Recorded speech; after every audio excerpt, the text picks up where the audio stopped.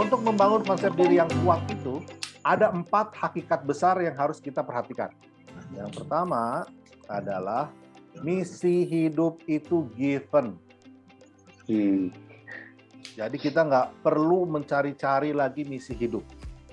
Kenapa? Karena misi hidup itu given, tinggal kita renungkan secara mendalam, memahami tentang misi hidup ini. Karena ini sudah diberikan oleh Allah Subhanahu wa taala. Ya. Misi hidup, jalan hidup, prinsip-prinsip ini sudah ditetapkan oleh Allah, ya.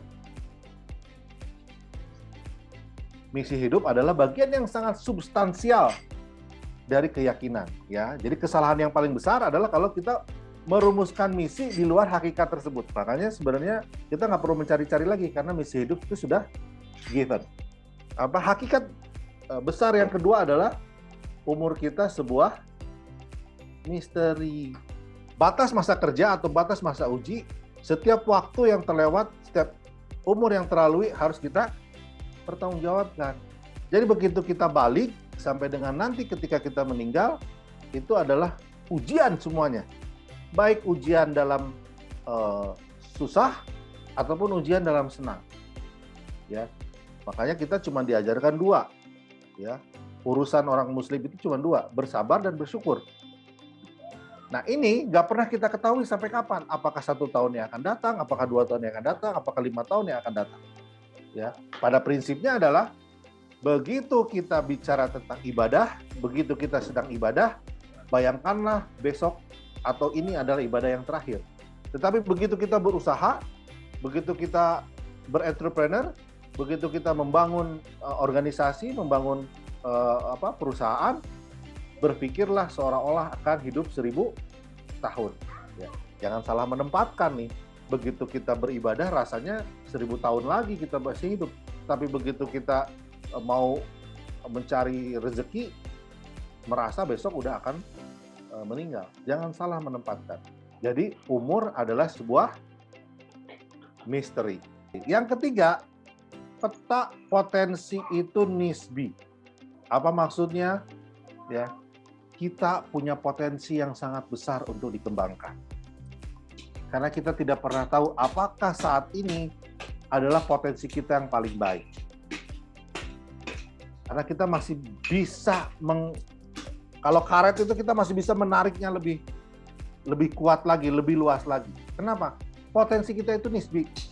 Jadi kalau sekarang misalnya nih ya, saya lagi mengalami ini, saya juga sharing ke teman-teman semua tentang bagaimana disrupsi digital itu berpengaruh kepada kita semua, termasuk kepada saya yang lebih senior juga daripada teman-teman semua dari sisi umur, tapi saya merasa saya bisa beradaptasi dengan itu.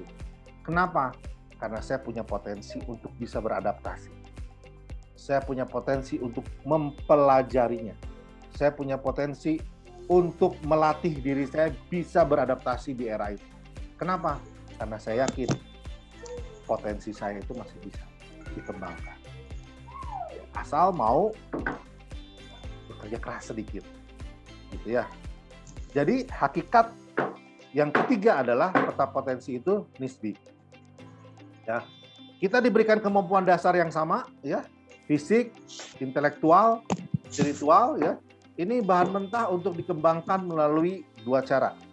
Eksploitasi secara sadar, kita sekolah, kita ikut pelatihan, kita ikut training, kita ikut seminar, ya.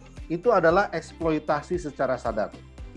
Tetapi juga kemampuan dasar ini, fisik, intelektual, spiritual, bisa dikembangkan melalui stimulasi peristiwa. Ya, misalnya kayak COVID sekarang ini stimulasi peristiwa. Bagaimana kemarin teman-teman saya yang terkena COVID itu mengalami spiritual shock juga, ya. Dirawat di rumah sakit dalam kondisi yang lemah, di kiri kanan ruangannya banyak yang meninggal, ya, bahkan tidak mampu hanya untuk sekedar buang air kecil, merangkak ke toilet gitu ya, naik tangga juga sangat berat. Itu stimulus peristiwa. Saya melihat ada beberapa teman saya menjadi lebih spiritualis, menjadi lebih soleh karena stimulasi peristiwa tersebut. Jadi kemampuan dasar kita tadi ya, fisik kita, intelektual kita, spiritual kita itu adalah bahan mentah untuk dikembangkan. ya, saya sarankan kepada kita semua untuk memiliki program dalam mengeksploitasi potensi ini secara sadar. Apa yang harus kita kuasai, apa yang harus kita kembangkan, apa yang harus kita capai, apa yang harus kita raih, itu dirancang secara sadar untuk kita bisa menguasai. B yang keempat, Belum. momentum tadi, ya, menemukan momentum.